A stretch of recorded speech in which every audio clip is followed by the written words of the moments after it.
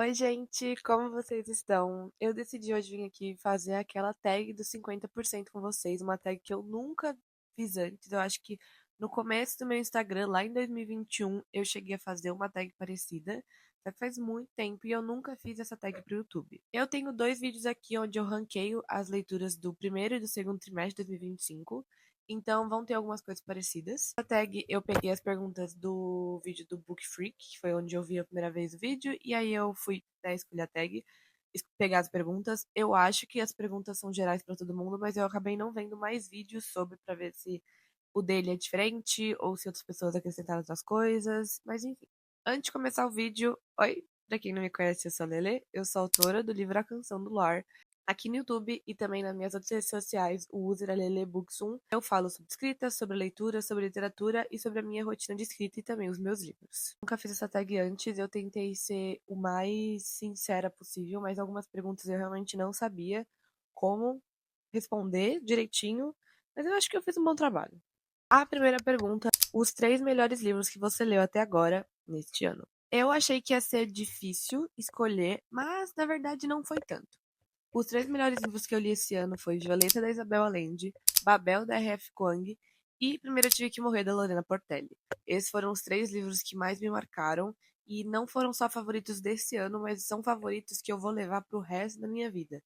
Eu tive outras leituras muito boas, como Americana, da Chimamanda, e também Tudo Que Eu Sei Sobre o Amor, da Dolly. São leituras muito boas, só que foram livros muito bons esse ano, que eu gostei muito de como foi construído, de como foi posto, e também o Tudo Que Eu Sei Sobre Amor foi o primeiro livro que eu li sobre memórias, né, porque é um livro sobre memórias da Dolly, só que Violeta, Babel e Tudo Primeiro Eu Tive Que Morrer são livros que trazem ensinamentos que eu, pelo menos, senti que eu vou poder levar pro resto da minha vida. Então, eu tenho que colocar eles como os três melhores livros, porque eu duvido que eu vá ler algum livro esse ano que vai tirar esses três desse top 3. Vai ser meu top 3. Eu acho realmente que vai ser difícil algum outro livro, tipo, tirar um desses três, porque foram livros que me marcaram de diferentes jeitos, por contar diferentes histórias.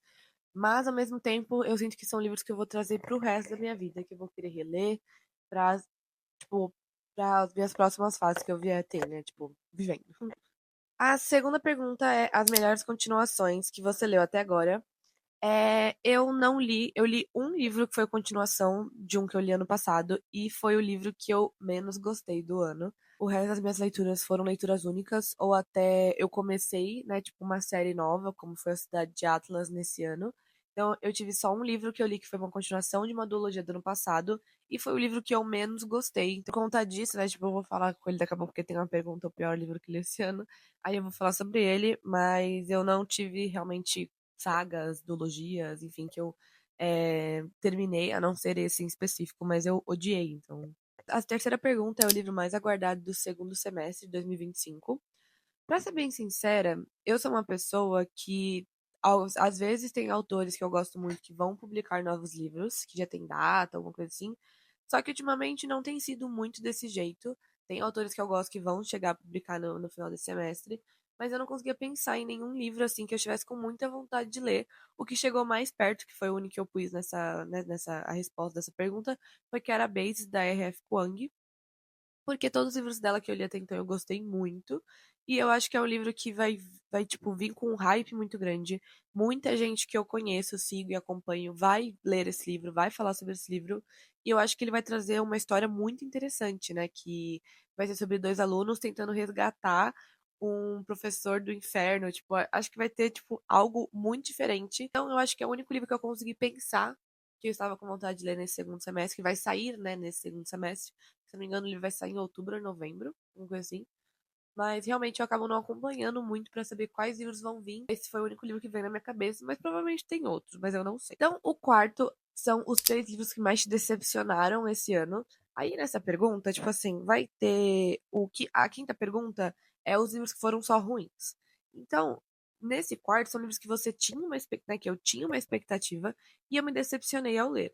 E então, por isso, só teve um livro, que é inclusive essa continuação que eu falei agora, que era a segunda pergunta, uma continuação que eu li e não gostei, que é Duas Coroas Retorcidas, da Rachel.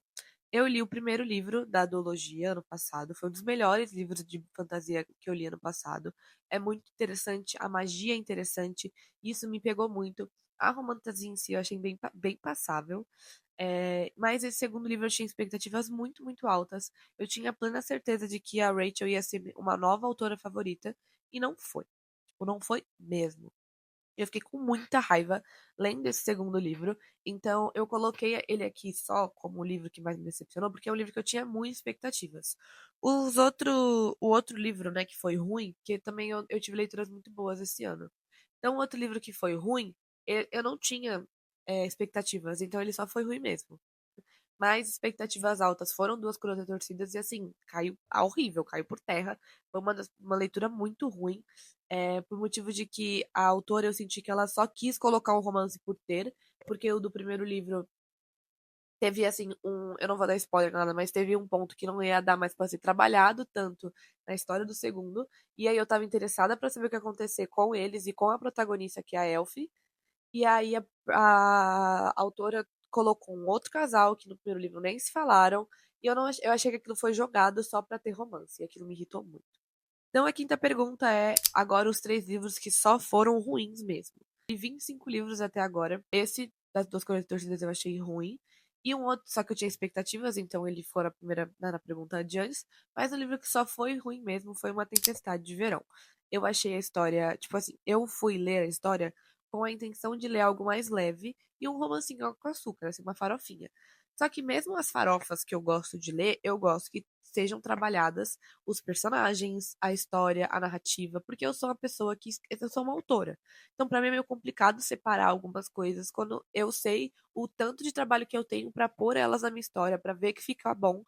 E aí eu leio um livro que além de tudo foi tipo o sucesso do TikTok, tava escrito lá, e é um livro raso, que não foi bem trabalhado, que as coisas que eram postas parecia que era só pra pôr no enredo e só foi jogada. Então foi um livro que eu achei extremamente ruim. E aí também foi o único. Os outros teve alguns que eu achei passável, mas nada ruim, ruim. Esse foi ruim mesmo. Aí a sexta pergunta é: os três livros que mais te surpreenderam este ano? Então, teve livros que eu li, como Violeta, Babel, que eu já tinha expectativas altas, elas foram atendidas. Então, nesses três livros que eu pus, são livros que eu não sabia da história e fiquei surpresa ao ler. Então, o primeiro deles é Amor a Causas Perdidas, que é da Paola, uma autora nacional que eu já tinha visto falar bastante, porque ela é um nome muito grande, tanto na escrita, como também ela era uma criadora de conteúdo para o YouTube. E uma amiga minha é muito fã dela, muito, muito, muito. E quando eu tava procurando um romance para poder ler, né, pra equilibrar com as leituras que eu tava lendo, que era, tava doendo minha cabeça, meu cérebro, eu li Amor a Causas Perdidas e eu me surpreendi muito com o livro. Eu achei um livro muito sensível, muito bonito, muito bem escrito, muito detalhado e me surpreendeu muito porque eu não estava esperando aquele tipo de história. Uma história que eu me emocionei demais, porque a personagem vai tratar traumas e pontos sensíveis que eu não tinha lido antes muito na literatura. Então eu me surpreendi muito com esse livro e com a escrita da Paola. O livro que me surpreendeu muito foi Tudo Que Eu Não Te Disse, da Eli Yang. Esse livro eu li em um vlog de viagem, o primeiro vlog de viagem que tem aqui nesse canal, que eu tava voltando para São Paulo, e eu li esse livro tudo naquela viagem, na volta. Foi um livro que me surpreendeu muito. Eu já tinha lido um outro livro da Eli Yang, que é Se Eu Pudesse Ver o Sol, até então eu só tinha lido esse. E eu amei muito o livro. Eu gosto muito das protagonistas da Eli Yang, porque apesar de ser um romance, né, tipo, tem sempre um romance no livro, né? Eu li quase todos os livros da Eli Yang depois que eu li tudo que eu não te disse. Eles trazem um romance, as protagonistas são sempre entre os 17, 18, 16 e 17 anos no final da escola.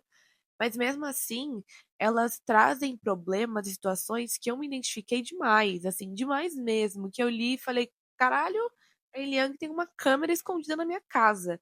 E tudo que eu não te disse foi um dos meus favoritos dela até então, porque a protagonista, ela tem esse negócio de querer agradar todo mundo, mas não só agradar de querer que as pessoas gostem dela. Ela não quer falar a coisa errada, ela não quer que a pessoa fique chateada com ela. Ela não quer que alguém não goste dela. Então, tipo, ela tenta sempre fazer com que tudo esteja muito perfeito e isso vai consumindo ela até um ponto onde ela meio que explode, mas não que ela explodiu, porque assim, para lidar com esses pensamentos negativos que ela tinha dos outros, ela escrevia e-mails, só que nunca enviava, né? Só que aí foram enviados, e aí a escola inteira recebeu e-mails muito, muito grossos dela, tipo, falando: "Mano, você não fez isso, você é ruim", tipo, ela desceu a linha e ninguém esperava isso dela por ela ser uma pessoa que estava sempre com um sorriso tentando manter essa fachada. E isso me tocou de um jeito que assim, eu não esperava. Do que eu sei sobre o amor, da Dolly. Esse livro é um livro de memórias. Eu não sabia que ele era um livro de memórias, eu achava que era só um livro normal de ficção. Mas não. A Dolly, que é a autora, escreveu coisas da vida dela, com pessoas da vida dela, situações dela. E foi um livro que me surpreendeu muito, porque eu tinha muito medo de ler ele. Eu tinha medo de me causar ansiedade, tinha medo de me causar pensamentos muito ansiosos, porque eu sou uma pessoa que é ansiosa e muito sensível, então eu tinha muito medo desse confronto direto com o que aquelas páginas podiam me trazer.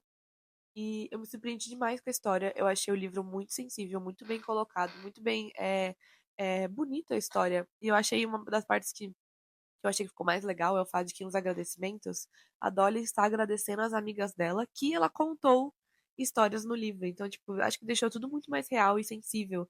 E eu achei muito bonito o livro e me trouxe muitas reflexões boas. Então, foi um livro que me surpreendeu bastante. A sétima pergunta é novos autores favoritos que lançaram seus primeiros livros esse ano ou que você conheceu recentemente. Então, a primeira autora é a Lorena Portela, do livro Primeiro Eu Tive Que Morrer. É um livro que, tipo, eu poderia facilmente ter colocado ele nesses 3 livros que me surpreenderam, mas ele ficou no patamar de melhores leituras, né, desse ano, desse semestre, né, mas, enfim. Ele é um livro muito maravilhoso. Eu recomendo para todas as mulheres lerem. É um livro perfeito.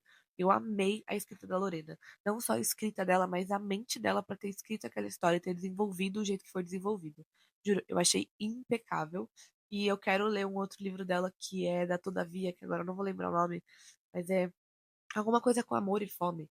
Então, é uma autora que eu vou sim querer continuar acompanhando, ver as próximas publicações dela, porque eu achei muito lindo e sensível esse livro. Então, ela me surpreendeu demais. Ela foi uma autora que, assim, ganhou a minha vida. Autores que eu vou falar até aqui, então, são autores que já publicaram e eu conheci esse ano mesmo, mas já tinham publicado outras coisas. O segundo autor é o Volpe, o Stefano Volpe. Eu li O Beijo do Rio dele esse ano e estou lendo O Santo de Casa agora. O Volpe é um autor que ele escreve muito bem. Ele trabalha muito bem os personagens, ele gosta de pôr todos os personagens, eles têm tipo aprofundamento, eles são bem trabalhados, eles são bem colocados na história. Comecei a ler O Segredo das Larvas dele, que é uma distopia bem com um teor bem mais pesado, né? A história, os personagens.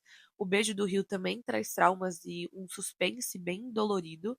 E o Santo de Casa tem, então, 3, 4 páginas já me sinto traumatizada. Então ele escreve com um teor que eu acho que, tipo assim, ele põe muitas coisas ruins da humanidade no livro e trabalha em cima delas. Eu senti isso, pelo menos, em O Beijo do Rio, e o pouco que eu li também do Segredo das Larvas e de Santo de Casa. Eu conheci ele pessoalmente na Bienal, né? Ele teve um bate-papo assim, eu participei. Ele é muito fofo. Ele é um lindo também, extremamente alto. Então é um autor que eu gostei muito e quero continuar acompanhando. A terceira autora é a Isabel Allende. A Isabel Allende, ela tem milhões de livros publicados e eu só fui conhecer ela esse ano mesmo, depois que eu li Violeta. Eu já tenho a Casa dos Espíritos aqui, eu tenho alguns livros, eu tenho um outro livro dela no Esquilo também que eu peguei. Ela é uma autora, pelo menos assim, ela escreve de um jeito muito poético, eu achei, lendo Violeta, e eu acho que ela trabalha assuntos, principalmente sociais, né? Tipo, porque os livros dela até então que eu peguei, eles vão trazer alguns pontos da América Latina, e ela trabalha eles envolvendo uma família, uma história, uma personagem.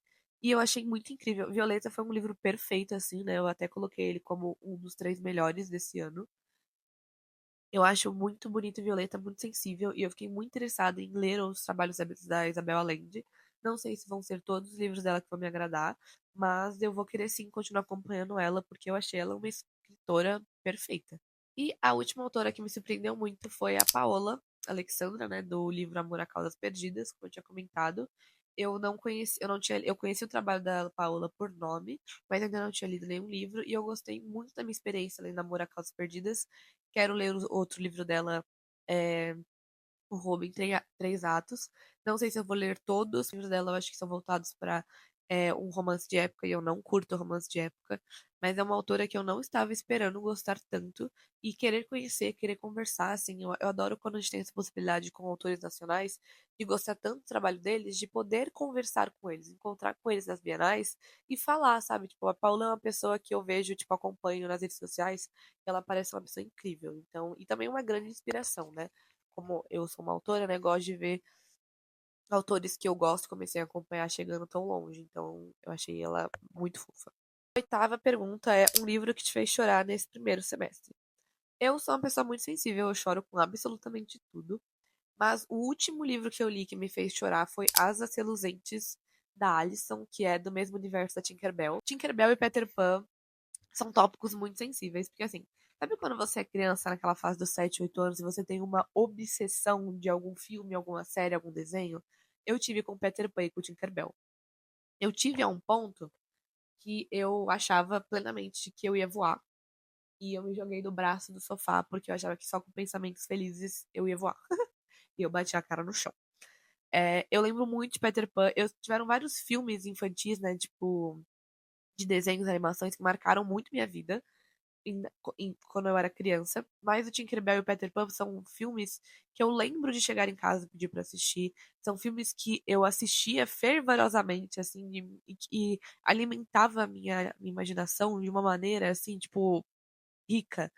Então, ler esse livro, né, As Reluzentes, me trouxe de volta pra Terra do Nunca, pras fadas. E é uma história linda, né? A Tinkerbell, ele acho que tem 5, 6 filmes, Tinkerbell.